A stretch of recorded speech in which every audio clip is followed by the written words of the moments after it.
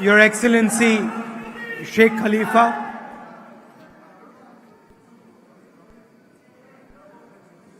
Suman Baby ji, Dr. Thomas Abraham ji, Sunny Kulatakal ji, Neeraj Bakshi ji, Isaac John ji, Sam Petroda ji, Congress friends, brothers and sisters, I'd like to welcome all of you here today. It's an honor for me to come here. I remember once I was a little boy and I had a chemistry teacher. I had a chemistry teacher who had worked in Bahrain, and she used to keep telling me that one day you must go to Bahrain to see what has been done in Bahrain. And she told me how that as an Indian person in Bahrain, she always felt accepted. She always felt part of the country, and she never felt discriminated against. So I would like to thank the people of Bahrain. But she also said that the Indian community has played a huge role in helping build Bahrain.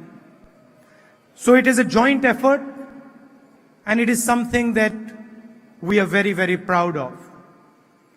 And it is an honor for me to come here and address you in this great country. I'd like to thank the Global Organization of People of Indian Origin, GOPIO, for the invitation to speak to all of you. I'm very happy to be here, and I'm excited to talk to you. I've got one little question. Does everybody here know Hindi, or would you like everybody understands Hindi? Because there's few parts of my speech which are in Hindi, but I want to know if I should make a couple of translations to help the people who don't know Hindi. Anyway, you know, Indian politics, it's quite a strange experience. We've got Shashi Tharoor ji here, Sam Petroda, Haibi ji. It's a strange experience. You come across many different things. So I'd like to start with a little story.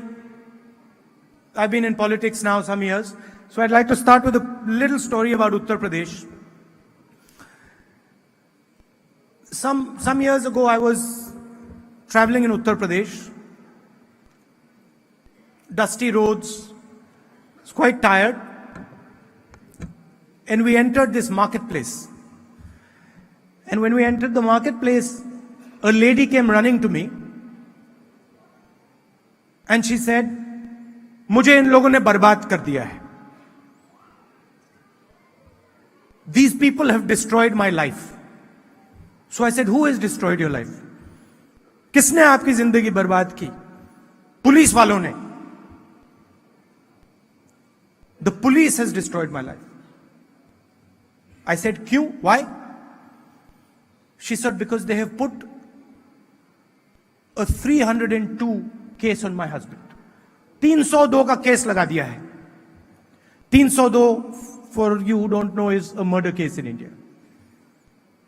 And in Uttar Pradesh, many people get false cases put on them. So I felt she was complaining about a false case. So a policeman was standing next to me, and I asked him, I said, "Why are you putting a false case on this poor lady? Can you look into this matter?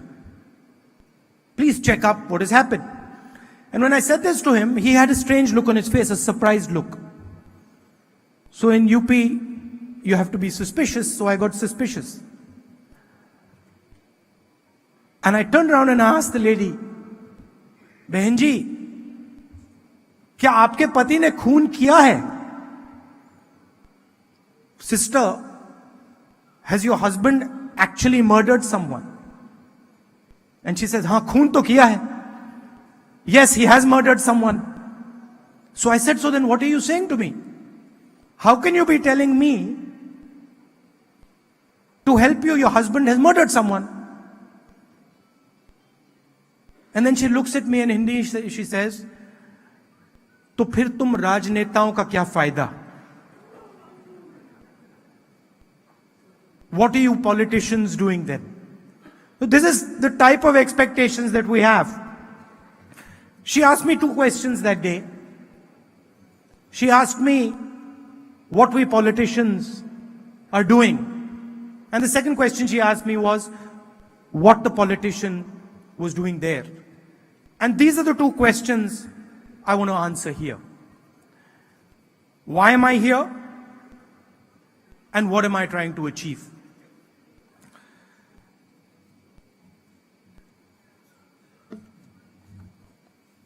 I'm here today with you in Bahrain, but this time I'm here to tell you what you mean to your country, that you're important, to tell you that there is a serious problem at home, to tell you that you are a part of the solution, and that I'm here to build a bridge between here, wherever you are in the world, and home.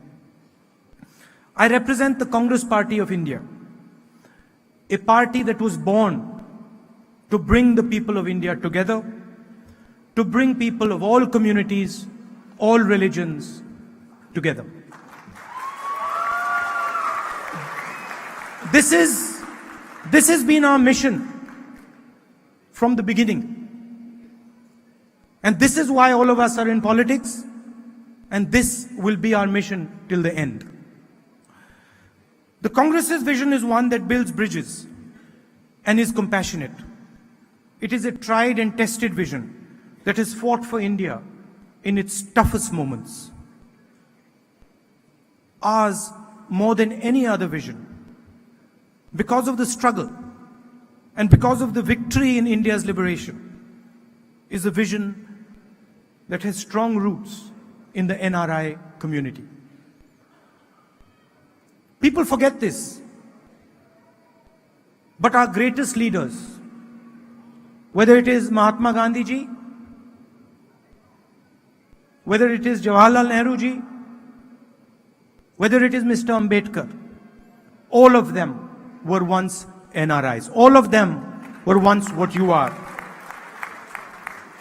And a little over 100 years ago, that great man, Mahatma Gandhi, returned to India from South Africa. He wasn't alone. With him stood a close-knit group of visionaries, each one a giant in his own right.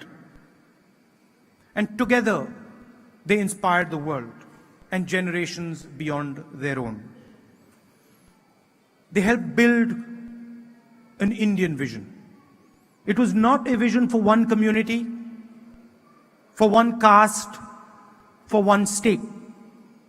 It was a vision for the entire country.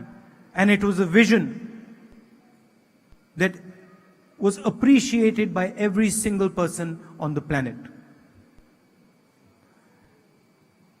The most important thing about any human being is that he knows who he is and where he comes from.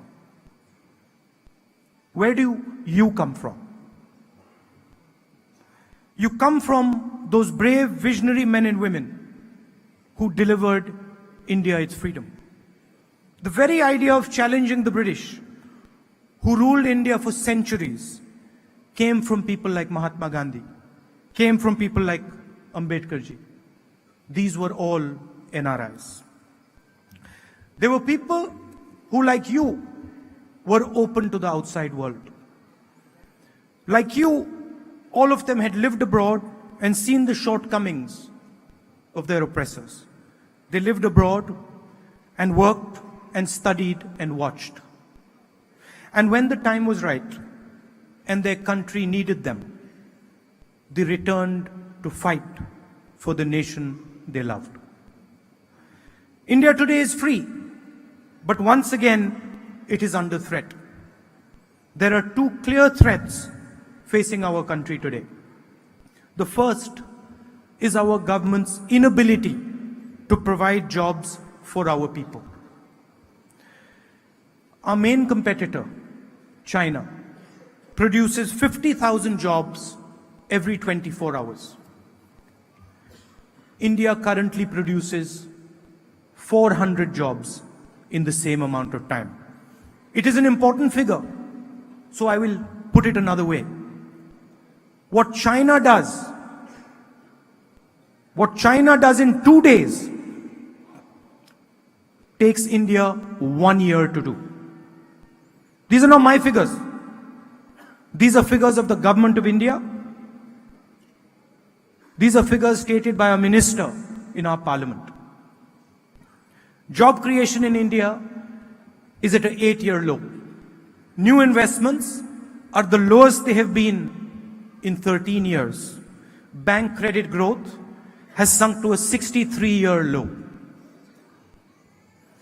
To make matters worse, many in the Indian diaspora have lost hard-earned money because of arbitrary decisions like demonetization.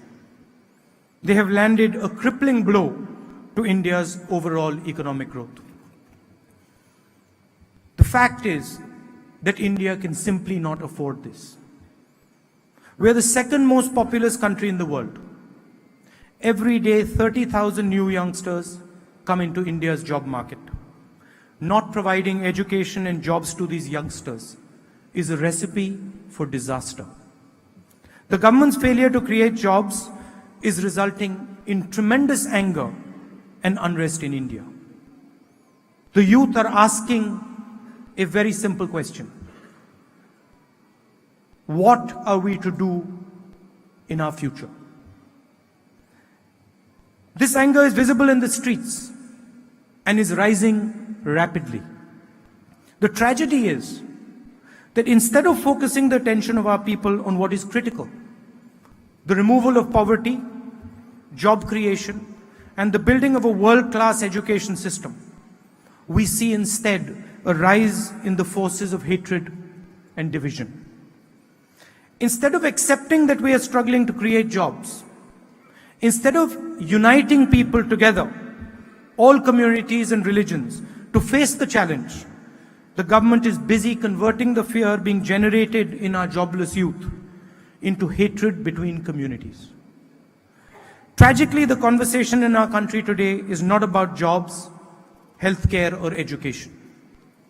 Today, the only thing India talks about is what you are allowed to eat, who is allowed to protest, and what we can say, or rather what we cannot say. Activists and journalists are threatened. They are shot dead for expressing their views. People are killed because of their religious beliefs. Dalits are beaten into submission. Judges investigating sensitive cases die under mysterious circumstances. And through all this, the government has nothing to say. Friends, India has been taken off its path of progress. Indians at home and abroad are shocked to see this ugly effort, which seeks to deviate us from our ancient philosophy and from the path our country has followed for thousands of years. This is not a fight that can be won without you. It is a fight to return us to our beloved ideals. You, your openness, your skills, your talent, your tolerance, your patriotism is what India needs today. You have shown us and the world how you have built the countries you have journeyed to. You have lived with people of different nationalities, different religions, different philosophies, and you have done so both by learning from them and by teaching them about our great Indian traditions and heritage. India today has the largest diaspora of any country in the world. More than 16 million people of Indian origin live abroad. The countries of the Gulf region are among India's most important trading partners. The largest numbers of Indian expats live here. India is also the largest remittance receiving country in the world. You send almost $70 billion. That is 3.5% of India's GDP. You're responsible for creating massive wealth globally and for giving giving back more than 3 times your fair share to India each year. Here in the Gulf, NRIs send back more than half of the remittances that India gets from around the world. Many of you and your ancestors came to these foreign lands with nothing but dreams. You came empty-handed. And out of those dreams, you have built entire nations. All of you in this room are proof that India can bridge any gap that is put before it. And no global vision for India can be built without you. It is impossible, let me state from this stage, that it is impossible to build a global vision for India in the 21st century without our brothers and sisters who live abroad. Together we must steer India back to its original strengths. We need to make India the centerpiece of ahimsa, of non-violence, of compassion. We need to bring our conversation back from violence and hatred to one of progress, jobs, and love between our people. And we cannot do that at home without our largest skill base on the planet, all you people in this room. I've not come here to tell you anything really. No. I've come here to ask for your help. I've come here to ask you for your skills, for your guidance, and for your understanding. We need you to help us fight these forces of anger and hatred. We need you just as we needed you, and our ancestors needed you in 1947 to protect the idea of India that we so dearly love and cherish. Thank you.